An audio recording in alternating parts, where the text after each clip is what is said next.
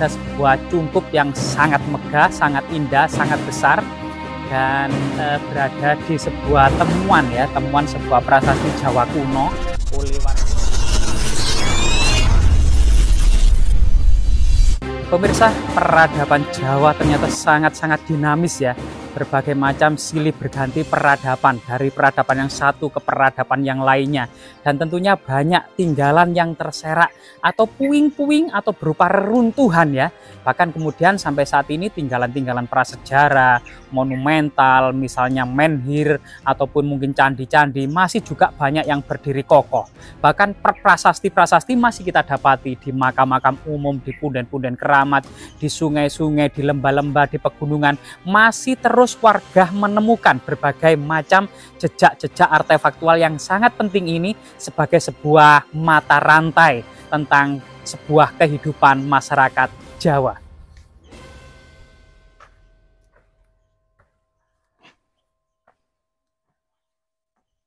Assalamualaikum ya alal kubur, fa inna insyaallah bikum lahikun.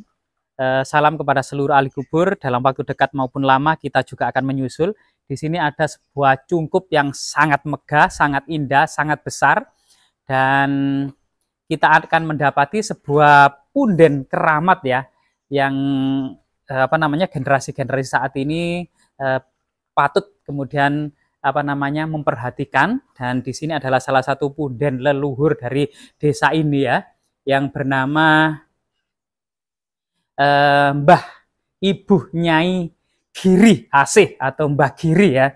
Coba kita sowan dulu ke Mbah Giri ya. Wa khusan ila ruhi Mbah Giri bisiril Fatihah.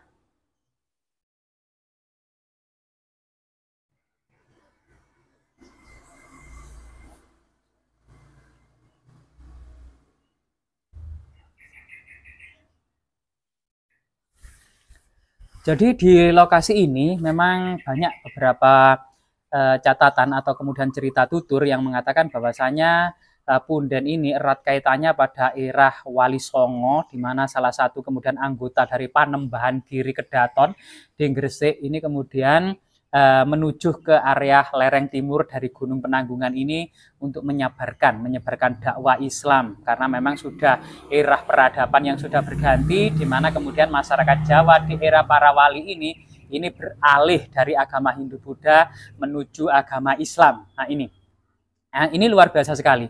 Nah, memang tidak banyak ya kemudian cerita-cerita yang berkembang, cuma sedikit beberapa hal itu tersebut, sehingga kemudian keberadaan dari Nyai Giri ini merupakan salah satu kemudian momentum tentang perubahan atau titik awal tentang dakwah Islam yang ada di lereng timur Gunung Penanggungan atau Gunung Pawitra ini.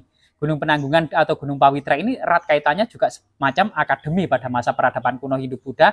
Banyak sekali kemudian berbagai macam corak keagamaan, baik itu Buddha, Resi, Siwa, maupun Kabuyutan yang berkembang, yang juga menjadi akademi ya tentang berbagai macam keragaman tersebut dalam satu gunung.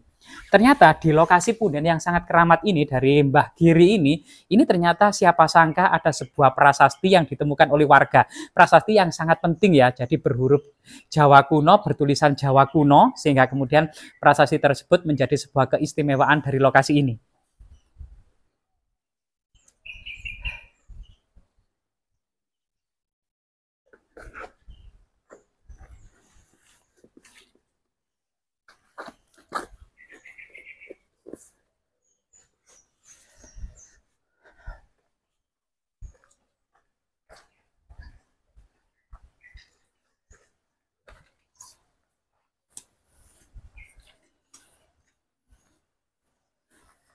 Nah, jadi rahayu, rahayu, rahayu. Jadi ong wilaheng sekaring jagat bawana langgeng, sekaring kajang, sekaring mayang. Kita saat ini berada di sebuah temuan ya, temuan sebuah prasasti Jawa kuno oleh warga masyarakat yang saat ini ternyata sudah dipelihara atau diamankan dalam sebuah cungkup besi permanen dengan jeruji besi atau semacam ditaruh di dalamnya, agar kemudian tidak terjadi hal-hal yang tidak diinginkan, misalnya pencurian prasasti atau hilangnya prasasti gitu ya. Semoga kemudian ini kuat gitu ya untuk kemudian menjaga tangan-tangan jahil, apalagi kalau malam harus ada penerangan sehingga kemudian warga tahu kalau ada tindak-tindak yang tidak kemudian diinginkan. Nah, prasasti ini merupakan prasasti Jawa kuno ya. Nah, jadi beberapa hurufnya masih kita baca ya, di bawah huruf yang tebal.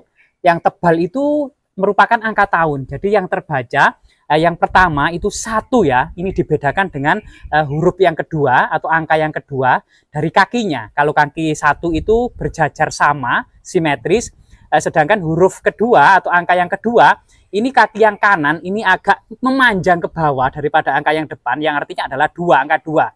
Sedangkan di belakangnya angka yang ketiga merupakan terbaca 6 gitu ya.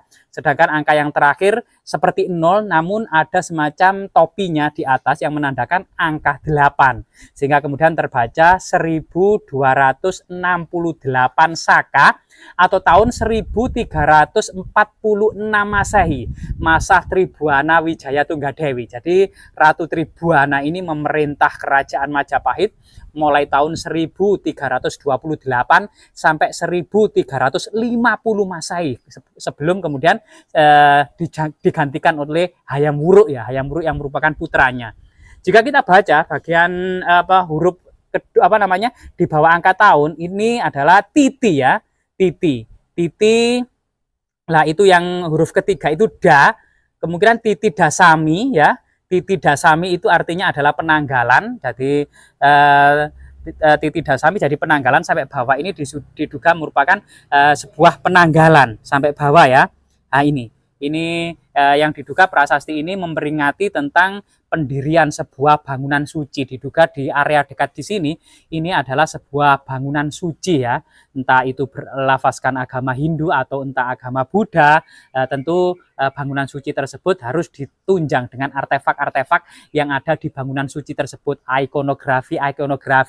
Misalnya kalau ada Linggayoni, tentu bangunan itu adalah Candi Siwa. Kalau bangunan itu tidak ada Linggayoni, kemudian arca-arca dan panteon-panteon itu mengindikasikan agama Buddha, maka arca tersebut memang berciri agama Buddha. Dan prasasti ini sangat luar biasa sekali, juga berdekatan dengan candi yang sangat monumental, yaitu Candi Jawi era Kerajaan Singosari. Sehingga memang tahun-tahun sekian jika dikurangi 12 dalam upacara serada, kemungkinan memang di sini ada sebuah ungkapan bahwasanya pendirian bangunan suci tersebut itu adalah diperingati dalam upacara serada agung, yaitu 12 tahun atas mangkatnya seorang raja. Jika kemudian tahun 1346 Masehi, masa Tribuana, dikurangi 12, maka akan ketemu tahun 1334